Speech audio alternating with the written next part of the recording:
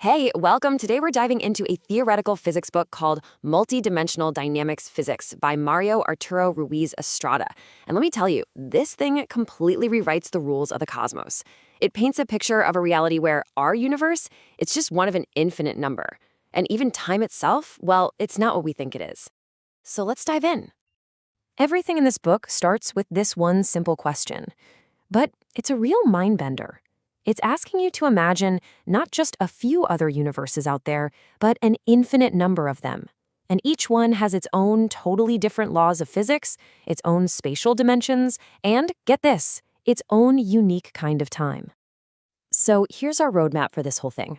First, we're going to explore this massive concept of the megaverse. Then, we'll get into how you'd even begin to map a reality that complex. From there, things get really wild as we see how it redefines light and black holes, all leading to a final vision of the cosmos where time as we know it pretty much disappears. Okay, first things first. We have to wrap our heads around the biggest, most foundational idea in this entire theory, something called the megaverse. Now, the author isn't just talking about a bunch of parallel universes stacked up like pancakes. The megaverse is imagined as this deeply interconnected system. And here's the kicker. Every single universe has its own temporal framework. So think about it. In one universe, time might flow like a straight river. In another, it's a swirling vortex. And in a third, maybe it doesn't flow at all. We are talking about fundamentally different kinds of time. So this gives you a sense of how this reality is visualized. It's not neat and tidy.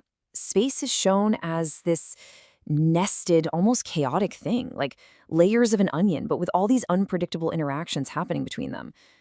The main idea is that it's all connected, and time isn't some straight, predictable line. It's more like a complex weather system, right?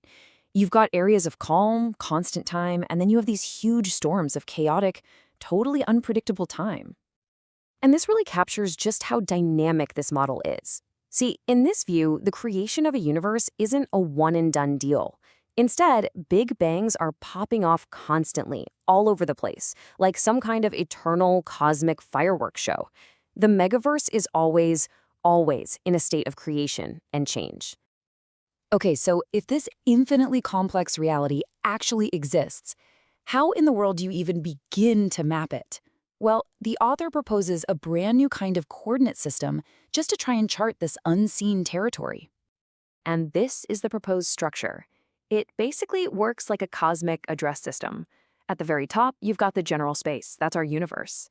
But then each universe is made up of subspaces, which themselves contain microspaces. And you keep zooming in all the way down to this fundamental point called a J-space. It's a way to pinpoint any location anywhere in this vast, nested reality. Now, to even use a map like that, the author argues we need a totally different way of thinking. You see, traditional science often relies on this idea of ceteris paribus. You isolate one thing to study it by keeping everything else constant. It's like analyzing a single photograph. But this theory says, nope, that won't work. It proposes omnia mobilis, which means everything is moving.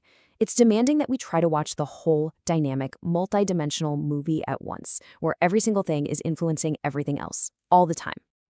And this is where things start to get really weird. This everything is moving principle leads to some truly radical conclusions.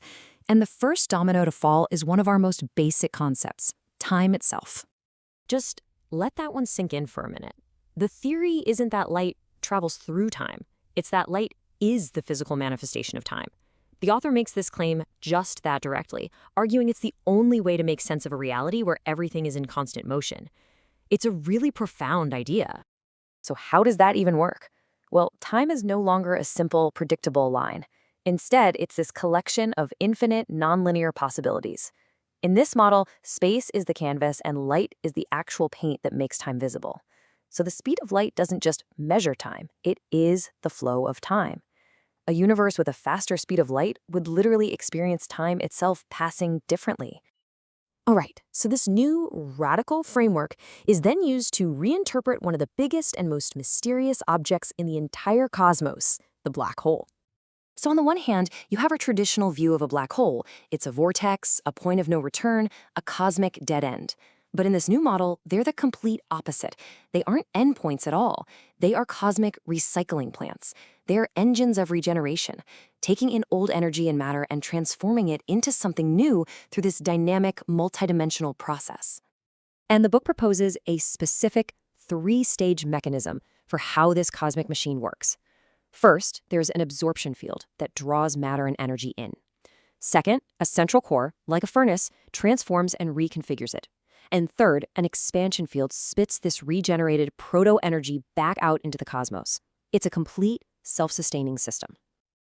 And here we see the grand purpose of these cosmic engines. They don't just recycle energy inside their own universe. No, they act as these vast tunnels or conduits that connect different universes to each other across the entire megaverse.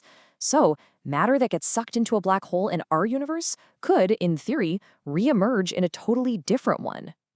Okay, so this all leads us to the final and most abstract, most mind-bending theoretical framework in the entire book.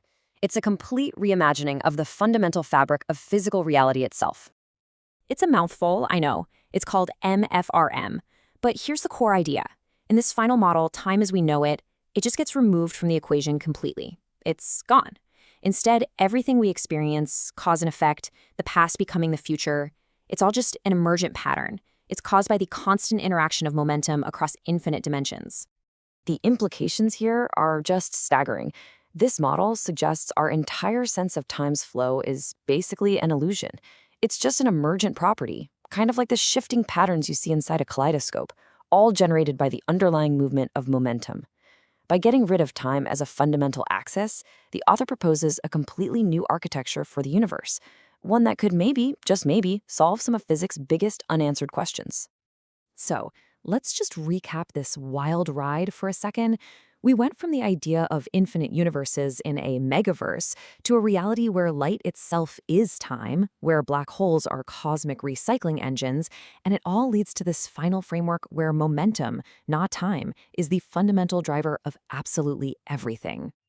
Look, what we've talked about here has barely scratched the surface of a really deep and complex set of theories, but it leaves all of us with the ultimate question posed by the book's final chapter. If our entire experience of reality, of cause and effect, isn't actually built on the foundation of time, then what is it built on?